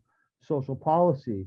And I think also with alcohol and tobacco, we need to give them other safer alternatives. I know some people that have quit using tobacco by switching to cannabis instead, or sometimes by using psychedelics or microdoses or things like that to help them figure out why they've got a difficult relationship with these substances. Often you can, learn or get an opportunity to reset yourself or to make better decisions or to change behaviors that have become habitual and sort of unconscious behaviors that you repeat over and over again. So, but there are risks, and I don't think we want to have a world where people are strongly encouraged to use heroin at a young age so that we can maximize the profits of the heroin distribution company that wants to get people on the strongest forms of this and advertising it heavily and creating that happening. Although I still think that will be better than what we have now. I still think that'll be better than what we have now, but it's not the ideal model. The ideal model is one where you're trying to regulate stuff to reduce harm, to maximize benefits, to encourage people towards milder forms. These are the kind of things. And with tobacco, I see ads sometimes where they say, one cigarette contains formaldehyde and it contains this and that and how bad it is for you. And okay, thanks for letting me know. That's good. But maybe is there a way of making tobacco available that doesn't have those things in it? Is there a way of making it safer to use? Is there a way of making tobacco that is less cancerous or less risky? Maybe not eliminating all the risks, but is there a way? And if there is, we should be exploring that rather than just saying tobacco is bad and we're going to demonize tobacco users and we just need more treatment for tobacco and we're going to put people in jail if they sell tobacco. That can be tempting. Or we're going to tax tobacco really heavily to reduce use. I don't know about the UK, but in Canada, there's a fairly thriving underground smuggled tobacco industry because we tax tobacco quite heavily, more than they do in the US. So there's a motivation to smuggle tobacco and to have an underground tobacco industry. And of course, a very high tax is essentially a form of prohibition. I'm not someone who believes taxation is theft. I support taxes. It's the price of living in a civilization. But taxes need to be reasonable. And if the taxes become too extreme, they become counterproductive and do the opposite of what they're trying to do. So I think tobacco should be taxed. But when you tax it so heavily, there becomes a black market and it becomes harder to control and harder to regulate and harder to provide safer options. So we're not going to have perfect solutions. There's a risk to everything in life. And that's always going to include substances. There's always going to be some risks involved with these things. But I think the way to reduce those risks and harms is with a regulated model, push people towards milder forms, teach people how to be responsible users, and recognize that there's often a substitution effect and that when safer other drugs are more available, people will tend to use less of other things. You want to reduce alcohol use. One way of that is making cannabis use more available. People will choose that. Want to reduce substance use. Another way is making psychedelics and entheogens, other things more available. They can help people reduce those things, not by banning and punishing, but by offering more safer alternatives and putting in reasonable regulations. I think that it's just sort of, when you think about it, that becomes a common sense solution. It's not going to be perfect. Nothing in life is perfect. We still have car accidents, even though we have seat belts and headlights, and cars used to, when you collided, the steering wheel would go through your chest because it was just a piece of steel stuck in a thing and people would be killed, or the glass would shatter and kill people in ways like that. We're not perfect, but seatbelts and headlights and regulations on cars and speed limits and controls, we didn't ban cars, but we found ways to regulate them to reduce those harms. Maybe we should regulate them better, but I don't think anyone is saying, that regulation is how to do it. Find the sweet spot where you can maximize the benefits and minimize the harms. It can be hard to find that spot, especially after a century of prohibition and drug war and propaganda, but we got to start making that journey back. And it could take a while. It might take a generation. You know, but when alcohol prohibition ended, we in some ways we're still feeling the effects of alcohol prohibition and how it changed drinking habits and alcohol consumption. But certainly from alcohol prohibition ending, it took a long time to begin to reintegrate into our society alcohol use and to normalize it as it should be. It wasn't an overnight thing, and it's going to take a long time with cannabis. It's going to take an even a longer time when it comes to things like stimulants and pain relievers and opiates. But this is the path we have to be moving on if we want to have a healthier society. We want to stop overdose deaths. We want to stop gang violence, stop petty crime. This is the path to make that happen. Yeah, indeed. It seems so simplistic to the prohibitionist ear, but indeed it is when you really extrapolate from the data of basically any problematic area of modern human society. There is this thread throughout, which is prohibition. And it's scary for them to conceptualize a world in which this brutalistic enforcement of, well, no, you don't do this. And if you do, we'll punish you. And if you continue to do, we'll punish you harder. And that mentality just, it doesn't work, as we've seen for 50 plus years since the signing of the single convention, the UN single convention on narcotic drugs, that no matter the brutal nature, no matter how violent or extreme, no matter how mundane the bureaucracy, you can't prevent a culture from consuming substances. Well, and interestingly, you know, the times of the biggest growth of cannabis use or any particular drug use is during its prohibition time. Like cannabis use soared in Canada and around the world during the late 50s and early 60s, a time when in Canada, possession of cannabis got you a 6-month mandatory jail sentence. Simple possession was 6 months behind bars, and that was when most people started using cannabis. And then it was after it had become normalized and widespread in the early 70s when they started decriminalizing possession and started easing back a little bit on the penalties. And so people think, oh, we legalize it, everyone starts doing it. No, it's the other way around. It's the culture that really affects whether things get used or not and what substances are happening. There's not a strong correlation between the strictness of the drug laws and how much that substance is used. And so in America, when there's very strict drug laws around some things, we saw very high rates of cannabis use, even when the laws are very strict. In Holland, where things were quite open, rates of cannabis use were lower than in the States, even though America had strict laws and Holland didn't.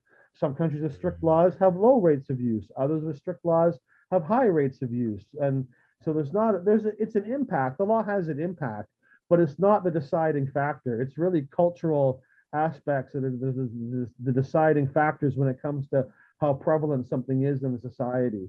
And trying to use the law and prohibition as an aspect as a blunt instrument in this cultural kind of battle, it does not work. And it just causes a lot of harm and a lot of misery. Yeah, couldn't agree more. I'm quite mindful of the time. I think, yeah, we've covered basically everything that I kind of wanted to touch on, I guess, for now. There's a few things maybe I can invite you on again further down the line to chat about. But yeah, I guess we'll wrap up with the final question that I ask everybody in the podcast, which is, what does the future hold for you? Sort of you personally, and I guess also by extension, the medicinal cannabis and mushroom dispensaries and the Coca Leaf Cafe.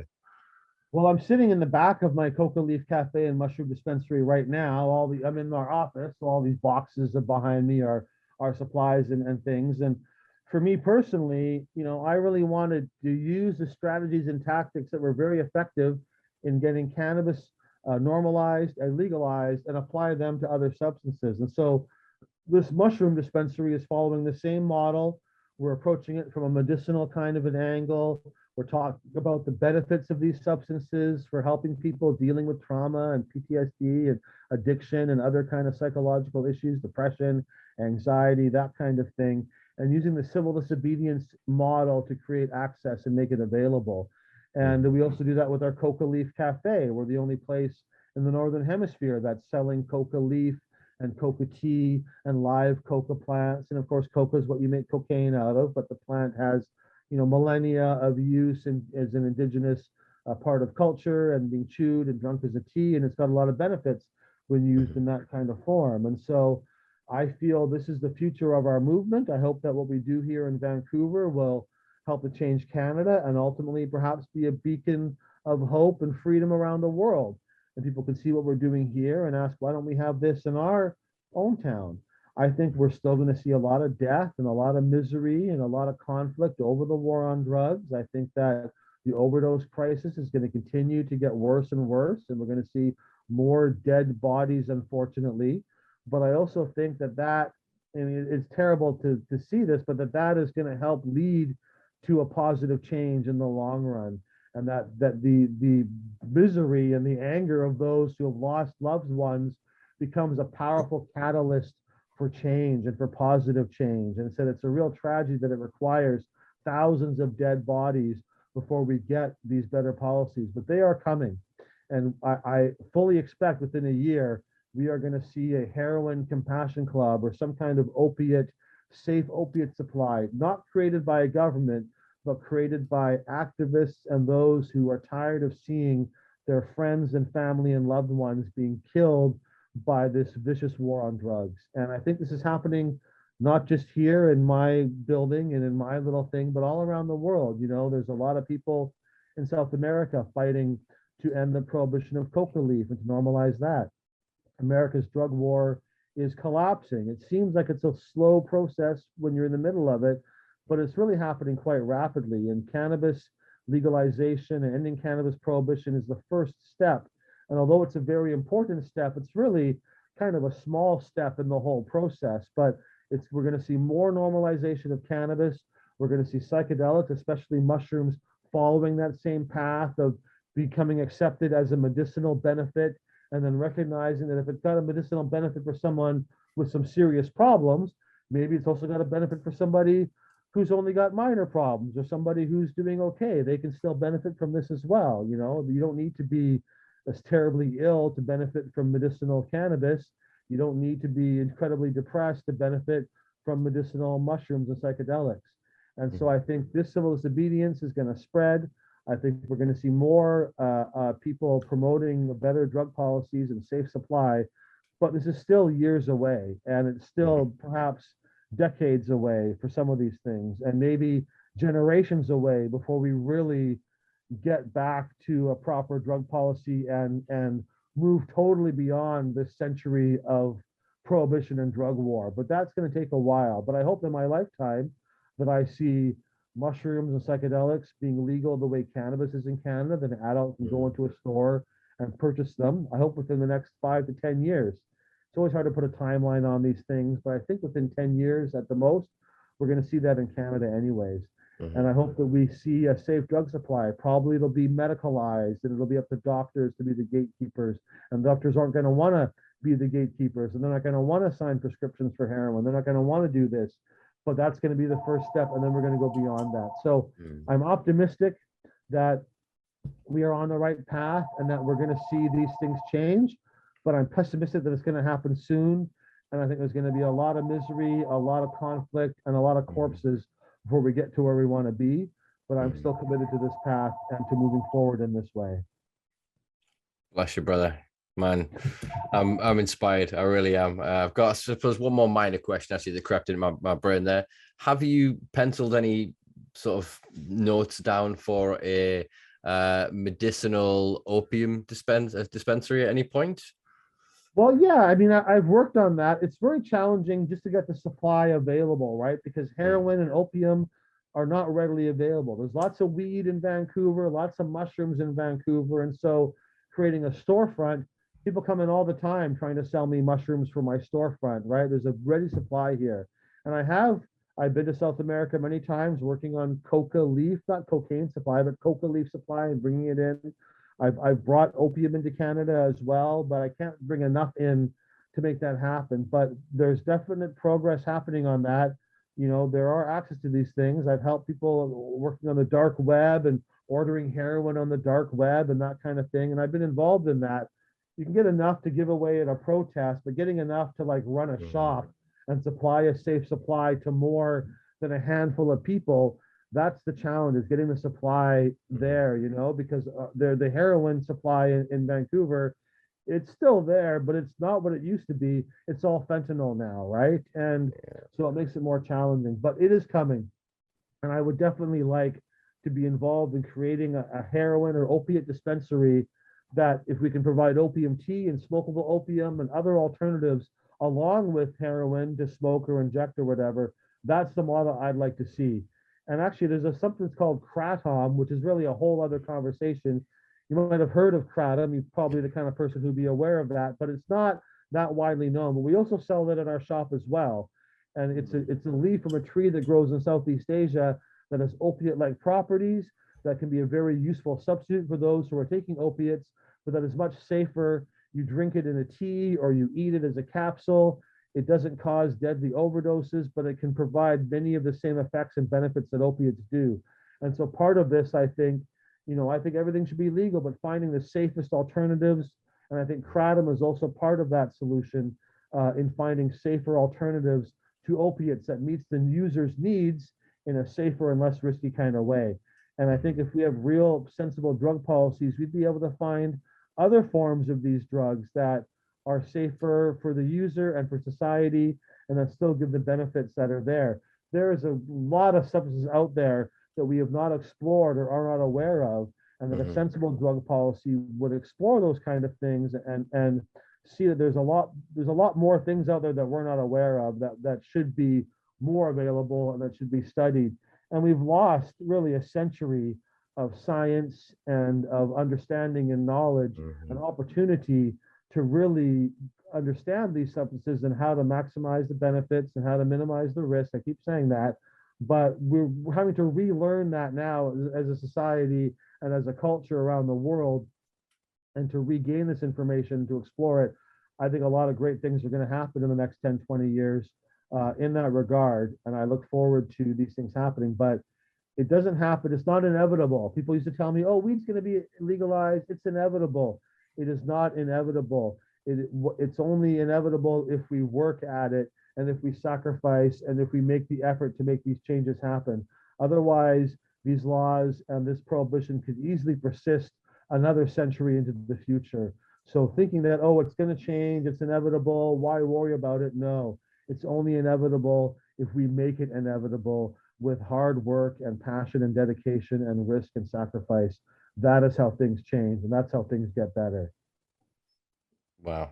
Inspiring, beautiful, and yeah, a vision of truth that I think will resonate with, the entirety of my audience, I would hope, or at least the vast majority. I'll say my thanks, and I'll let you go now and do some housekeeping. And I'll drop you a message shortly, if that's all right. And thanks so much for having me. I really enjoyed our conversation. Send me a link when you get it out there, and I'll put it on my social media. And I really enjoyed talking to you. Thanks so much for having me on your show.